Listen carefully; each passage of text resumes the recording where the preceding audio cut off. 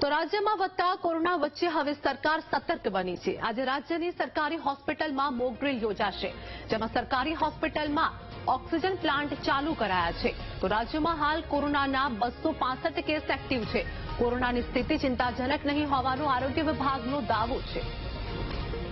સંવાદદાતા મેહુલ અમારી સાથે જોડાઈ ગયા છે। રાજ્યમાં વધતા કોરોનાના વચ્ચે હવે સરકાર પણ સતર્ક બની છે। જી મેહુલ। બિલકુલ આપણી વાત કરવામાં આવે તો જે પ્રમાણે કોરોનાના કેસીસ વધી રહ્યા છે તેનો ટ્રેન્ડ સમગ્ર દેશમાં છે।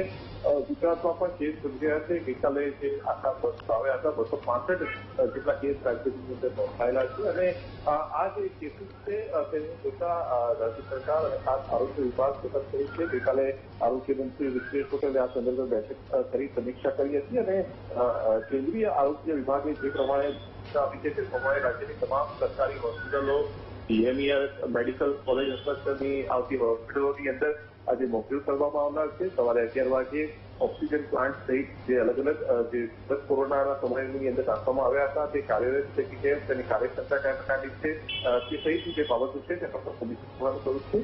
ચિંતાની બાબત એટલા માટે નથી કારણ કે અત્યારે જે ટ્રેન્ડ જોવા મળી રહ્યું છે ગુજરાતના માત્ર 6 જગ્યાઓ પર જોવા મળી રહ્યું છે અને વિશેષ અમદાવાદ શહેરની અંદર કેસ જોવા મળી રહ્યા છે। એટલે રાજ્ય સરકારે આ જે ખાસ મેડિકલ કોલેજ અને પીએમએમઈ મેડિકલ કોલેજ છે તેની અંદર મોક ડ્રીલ કરવા માટેની સૂચના હાલ આપી છે। જી આભાર મેહુલ, માહિતી આપવા બદલ।